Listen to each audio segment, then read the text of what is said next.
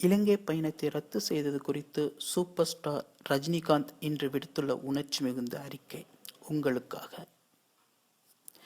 என்னை வாழ வைக்கும் தமிழ் மக்களுக்கு என்னுடைய அன்பான வணக்கங்கள். லைகா நிறுவனத்தின் தலைவர் திரு சுபாஸ்கரன் இலங்கையில் உள்ள வவுனியாவில் வீடுகளை இழந்து தவிக்கும் ஏழை எளிய மக்களுக்கு அளிப்பதற்காக அவருடைய தாய் ஞானாம்பிகை அவர்களின் பெயரில் 150 வீடுகளை கட்டியுள்ளார். திரு சுபாஸ்கரன் அவர்கள் அன்பானவர், கருணை உள்ளம் கொண்டவர். அவர் கட்டிய வீடுகளை ஏழைகளுக்கு வழங்குவதற்கான விழாவிற்கு என்னை அழைத்திருந்தார். வருகிற ஏப்ரல் மாதம் 9ஆம் தேதி மாலை கிட்டத்தட்ட 3-4 லட்சம் பேர் கலந்து கொள்ள உள்ள அந்த விழாவில் மலேசிய செனட் உறுப்பினர் திரு விக்னேஸ்வரன் அவர்கள், தமிழ் தேசிய கூட்டணி தலைவர் சம்பந்தன் அவர்கள், யூகேவை சேர்ந்த எம்பி ஜேம்ஸ் பெரி அவர்கள், இலங்கை வடக்கு மாகாண முதல்வர் திரு விக்னேஸ்வரன் ஆகியோருடன் நானும் அவ்விழாவில் கலந்து கொண்டு பயனாளிகளுக்கு வீட்டுச்சாவி கொடுப்பதாகவும் ஜாஃப்னா யூனிவர்சிட்டிக்கு ரிசர்ச் பில்டிங் ஃபண்ட் கொடுப்பதாகவும் திட்டம். மறுநாள் ஏப்ரல் 10ஆம் தேதி வவுனியா சென்று வீடுகளை பயனாளிகளிடம் ஒப்படைத்து மரக்கன்றுகளை நடும் திட்டம்.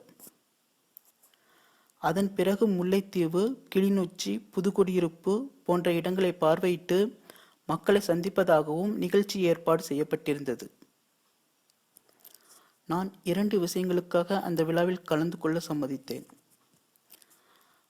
காரணம் 1, அந்த வீடுகள் திறந்து வைப்பது. காரணம் 2, காலம் காலமாய் வாழ்ந்த தங்களின் பூமிக்காக, தங்களின் இனத்துக்காக, தங்களது உரிமைக்காக, தங்களது சுய கௌரவத்திற்காக லட்சக்கணக்கில் ரத்தம் சிந்தி மடிந்து தங்களை தாங்களே சுய சமாதியாக்கி கொண்டு பூமிக்குள் புதைந்து கிடக்கும் அந்த வீர மண்ணை வணங்கி, அந்த மாவீரர்கள் வாழ்ந்த நடமாடிய இடங்களை பார்த்து அவர்கள் சுவாசித்த காற்றையும் சுவாசிக்க வேண்டுமென்ற ஆசை வெகு நாட்களாய் என்னுள் இருந்தது. அதை நிறைவேற்றி கொண்டு பல லட்சக்கணக்கில் கூடவிற்கும் என்னை வாழ வைக்கும் தமிழ் மக்களை பார்க்க வேண்டும், மனம் திறந்து பேச வேண்டும் என்றும் ஆவலாயிருந்தேன். அது மட்டுமின்றி இலங்கை அதிபர் திரு மைத்ரிபால சிறிசேனா அவர்களை சந்திக்க நேரம் கேட்டு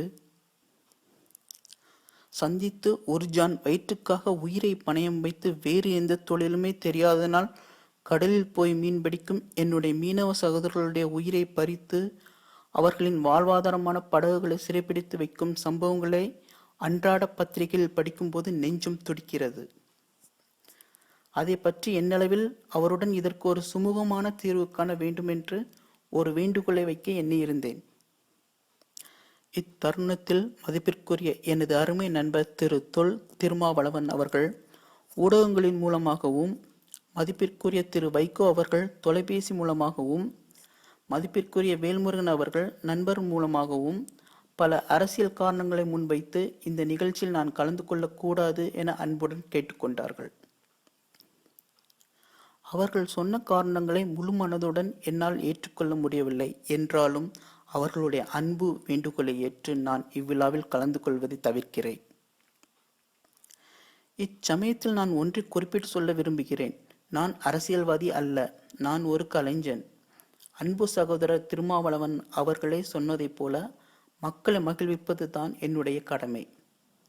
இனிவரும் காலங்களில் இலங்கை சென்று அங்கே வாழும் தமிழ் மக்களை சந்தித்து அவர்களை மகிழ வைத்து அந்த புனித போர் நிகழ்ந்த பூமியை காணும் பாக்கியம் கிடைத்தால் தயவு செய்து அதை அரசியலாக்கி என்னை போக விடாமல் செய்துவிடாதீர்கள் என்று அன்புடனும் உரிமையுடனும் கேட்டுக்கொள்கிறேன்.